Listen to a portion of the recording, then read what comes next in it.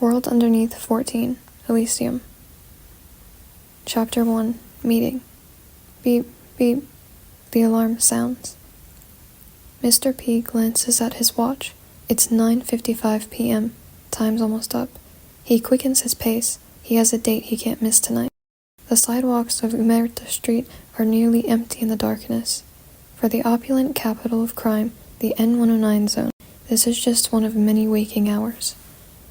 Neon lights blur into a misty haze, but Mr. P has no time to savor them. He lowers the brim of his hat, tightly pulls his coat, and keeps walking. He pauses at a window filled with over-the-top decorations. Plushy Bomb, the crown jewel of the shop, for displaying purposes only, not for sale. Chris's Antiques and Oddities. Behind the sign sits a frog plushie inside a birdcage. He checks his newly acquired diamond-studded watch. Well, there's still a bit of time. Welcome to Chris's Antiques and Oddities. Don't touch anything if you aren't buying, unless you're interested in a taste of lead. Behind the counter, the owner is glued to his phone. As Mr. P passes, he spots the title of a hot forum thread on the screen. Phantom Thief P pulls another time trick. $1 million blood diamond watch vanishes from Solon Hotel auction. Since when did the N109 zone start cheering for some second-rate thief? There are thousands of comments too. If I met that guy, I'd crush him with one hand. The owner sneers, but he can't resist adding a post of his own. A few seconds later, a beep shatters the silence. The owner looks toward the sound. The shop's prized frog plushie has vanished from its cage. Only the diamond-studded watch shines dully in its place. On the street lined with bars, Mr. P emerges from an alley. He tosses the frog plushie in his hand. Then, he drops its dismantled bomb into a trash can. The design is outdated. At least the color still pops out. He straightens his hat. Behind him, neon lights quietly turn on and trace his figure in a faint glow. 10 p.m. That's when Elysium officially opens. Chapter 2, Elysium. Mr. P relaxes as the bar's comforting blues ease away his tension. New face, huh? What can I get you? Standing behind the counter, the woman with chestnut wavy locks props her chin up on her hand and smiles at him. I'll take the connoisseur's menu. The bar falls quiet for a second. The connoisseur's menu is the most infamous menu in the N109 zone. It's second to none.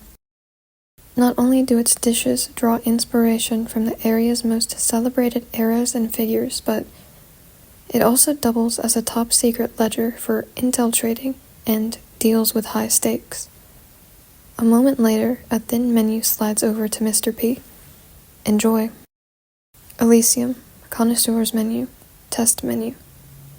Fill your empty soul to your heart's content. Do it. House special blend. 1/3 whiskey, 2 scoops of cream, 1 brown sugar cube, and a sprinkle of fate.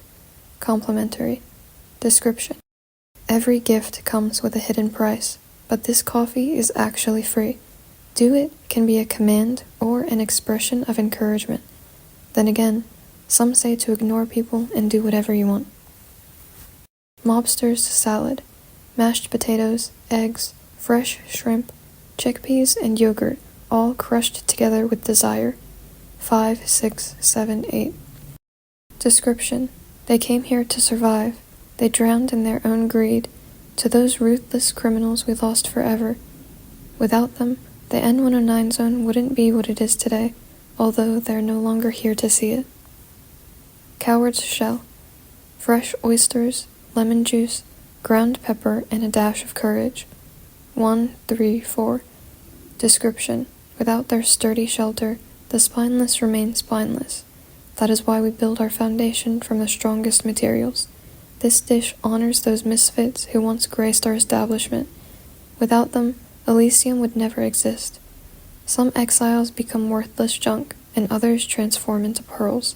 Is it the environment that determines their fate, or their own nature? The N109 zone grand platter. Venison from acorn-fed deer, white truffle cheese, white caviar, and blue lobster tart with mango. Complimentary to the true VIPs. 3, 5. Description. Four distinct powers dominate the N109 zone. They are the true players at the N109 zone's gambling table. A platter of four rare delicacies. They don't complement each other, they're just equally expensive. Choose wisely. If you're unsure, try them one at a time. 24K exchange artist. Chicken leg cooked with scallion oil, soy sauce, salt, golden coconut oil, sesame oil, shredded ginger, and scallions. Comes with a dash of humor. 1, 2, 4, 6. Description. He's no thief. He's an artist who believes in fair exchange. Dedicated to the unseen phantom thief P. Everything has a price. Pain is traded for an equal amount of pain. Joy is exchanged an equal amount of joy. But is your happiness truly equal to mine? The point of no return. Smoked pigeon, saffron, pickled onions, barley, toasted truffle bread with au jus, and 100% trust. 5, 7, 8. Description. At Sharon, no deal goes unmade. The pigeon meat from the market's arena, a rare delicacy available only this season. Pay the appropriate fee, and they will fulfill your every wish. Remember, once a deal is in place, there's no turning back.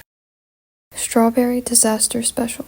Strawberry ice cream, fresh strawberries, strawberry sauce, chocolate-covered strawberries, chili powder made from the red Savina pepper and a 4-leaf clover. 7. Description. If you survived 2036, the gang war that engulfed the N109 zone, this is the dessert you can't refuse. Rich ice cream wrapped in strawberry sauce and spiced with chili to sting your tongue, like that night when the streets ran red. Not all survivors were strong, and not all the strong survived. Wouldn't you agree, you lucky duck? Today's special, Sweet Evil Trap. Pepper walnut tart, rosemary gelato, pomegranate jelly, red wine marshmallow, and 10.5 grams of Sol. 0. Description. I'm waiting for you. Special services. 1. Assassination. 2. Arms deals. 3. Infiltration. 4. Intel collection. 5. Mediation. 6. Biological substances. 7. Protocore trading. 8. Proxy deals. 0. Today's special. Question mark. Special notice. Menu items are subject to change due to seasonal availability and local logistics. Thank you for understanding. Call me Ashlyn. A curly-haired woman sets a cup of steaming coffee in front of Mr. P.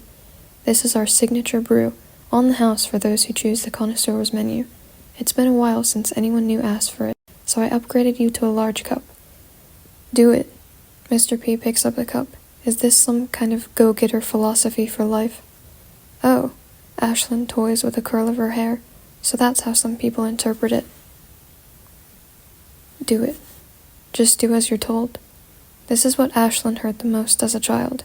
You worthless brat, do what I say. One more word and I'll kill you. By the time she was 12, Ashlyn learned not to close her eyes when fists were flying.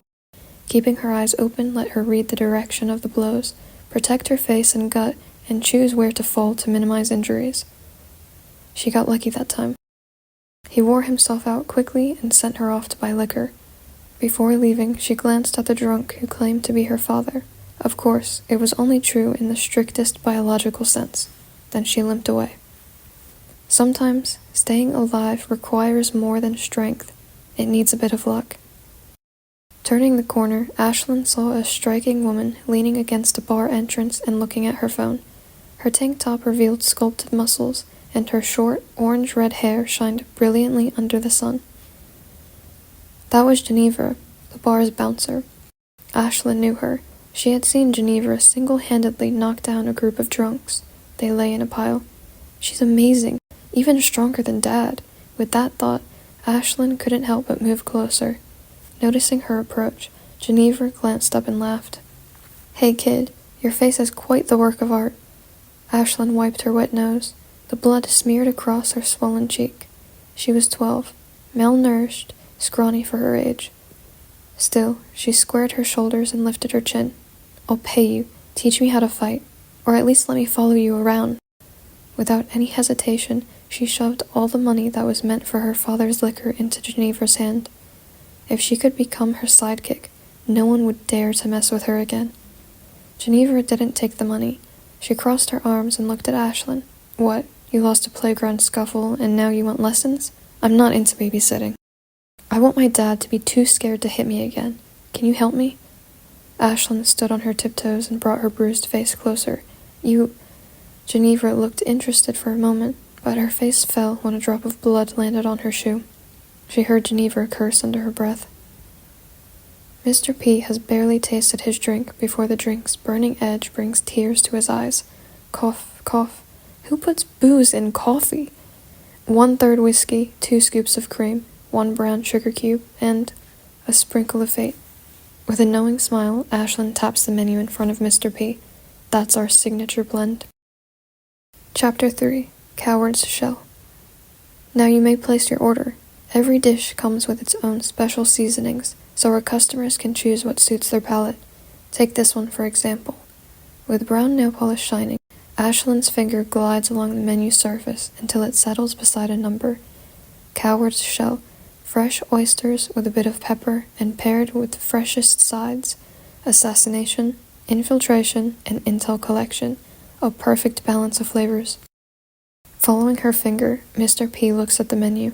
He's drawn to the text beneath the name. This dish honors those misfits who once graced our establishment. He's interested. In the N109 zone, everyone is practically an oddball. What kind of freak would even stand out? Maybe it has something to do with the word coward.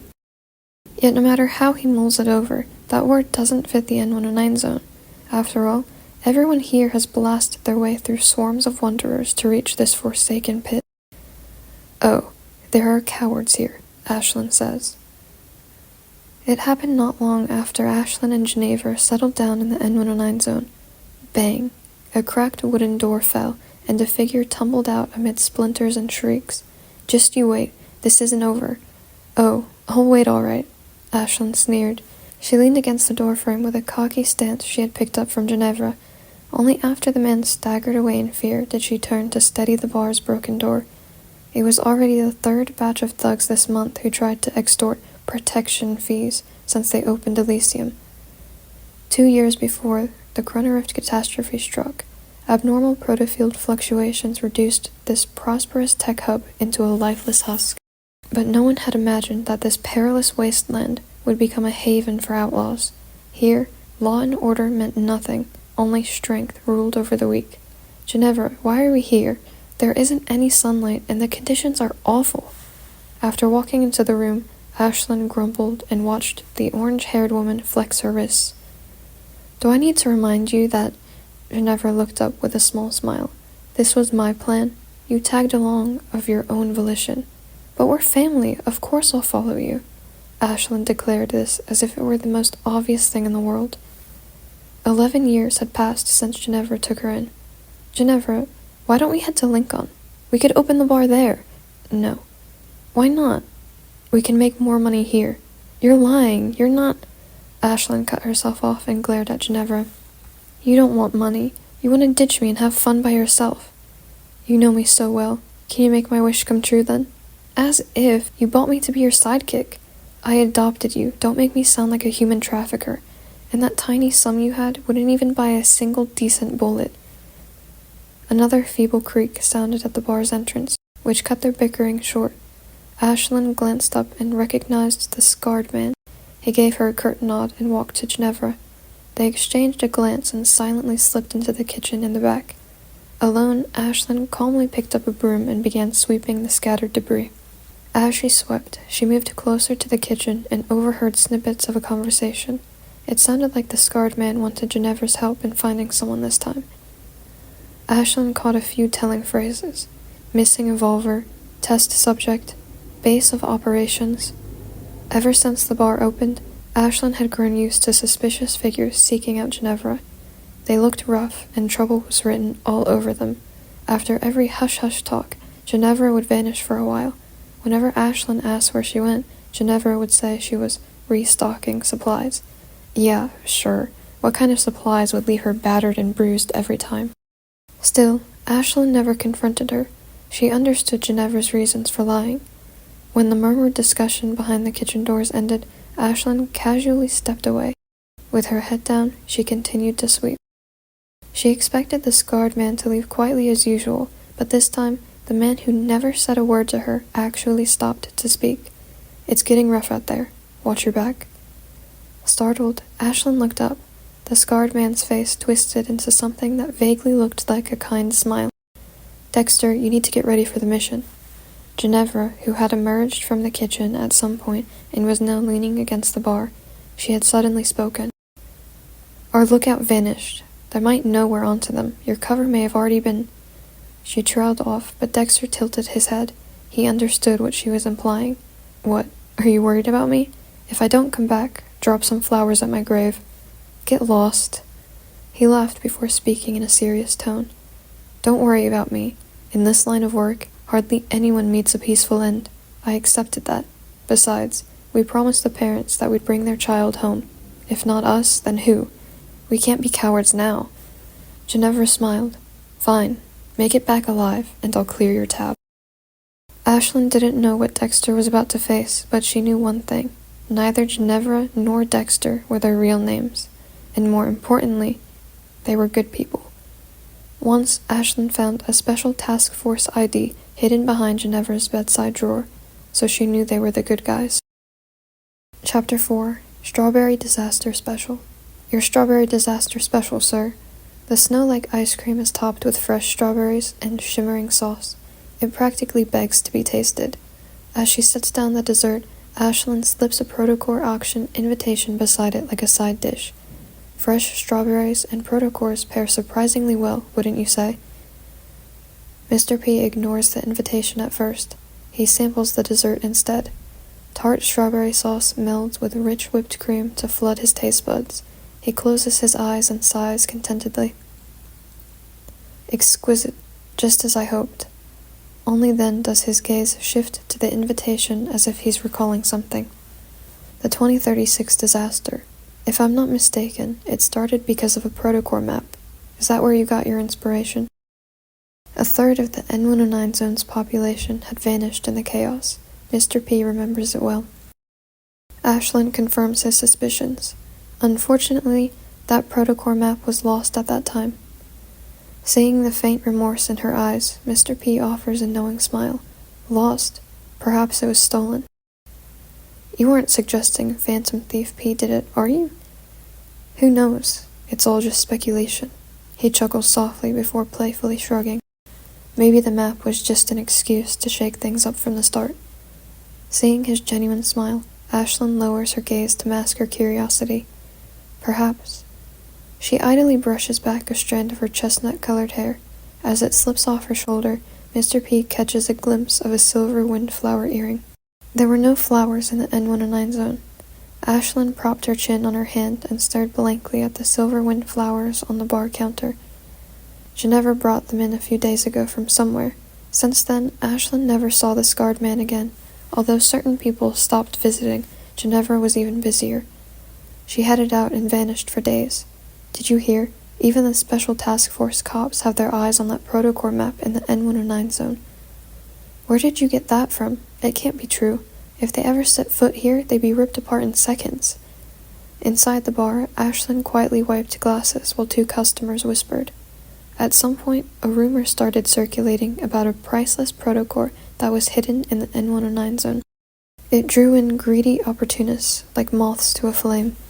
I heard something else. Someone says Silas has started eating people. Silas? Ashlyn knew that name. Actually, everyone in the N109 zone knew. This powerful lone evolver roamed the area and became a hot topic after devouring several prominent factions. Plenty of people wanted him on their side. Eating people? What's that about? You heard about some evolvers going missing, right? They say it all began after Silas's Onakindness came into existence. Really? Does that mean I'm in danger? Oh, please. He has standards about what he devours. At midnight, Ashlyn woke up to an urgent ringing. The display showed a number she knew all too well, Ginevra's. She had been missing for months. For some reason, unease stirred in Ashlyn's heart. She quickly answered the phone. On the other end, chaos reigned. gunshots, something like a beast's roar, and human screams. Amid the clamor, she heard Ginevra's voice. "No matter what happens, don't leave Elysium." And her final words were drowned out by a massive explosion from the street. Late 2036. The N109 zone experienced its largest riot since its conception. A scramble for a protocore map soon escalated into a gang war. It engulfed every faction. The festering, rotting darkness opened like an inflamed abscess. It revealed the true face of this soul-devouring cesspit. The fighting raged for months until the weak were fully consumed and every resource was carved up. In the end, the N109 zone's turmoil disappeared and the legendary Silas emerged as the victor.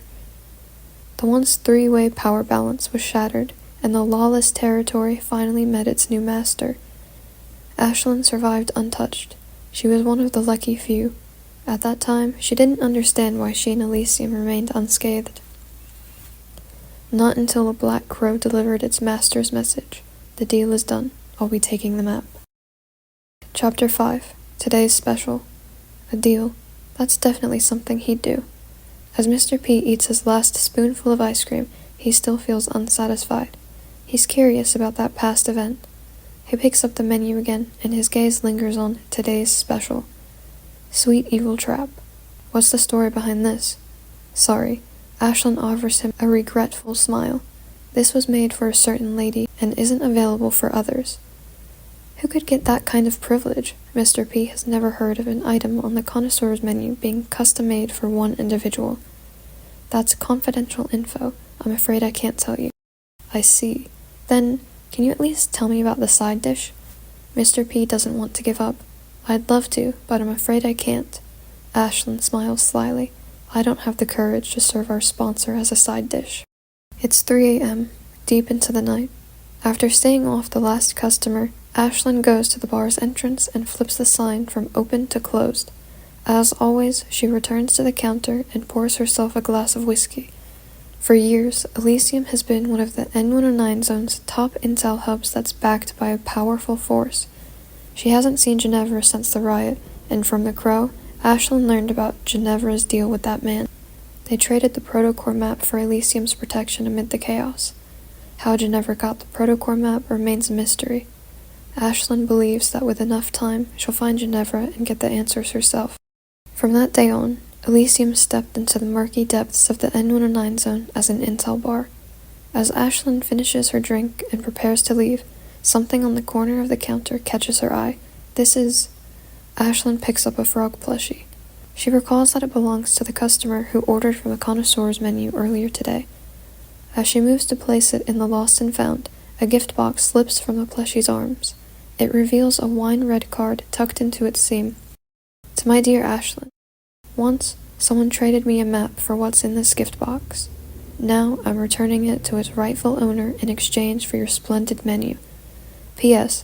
Thank you for your hospitality tonight. Maybe I'll try the dish you created just for me next time. Yours truly, Phantom Thief P. As if sensing what's about to happen, her heart starts to pound. With trembling hands, Ashlyn opens the gift box. On soft velvet rests a stack of old bills, the very ones she once forced into Ginevra's hand. Beside them lies a yellowed slip of paper that reads, Ashlyn's protection money. Ashlyn touches her eyes that sting from her tears. After all these years, this small piece of survival finally returned home.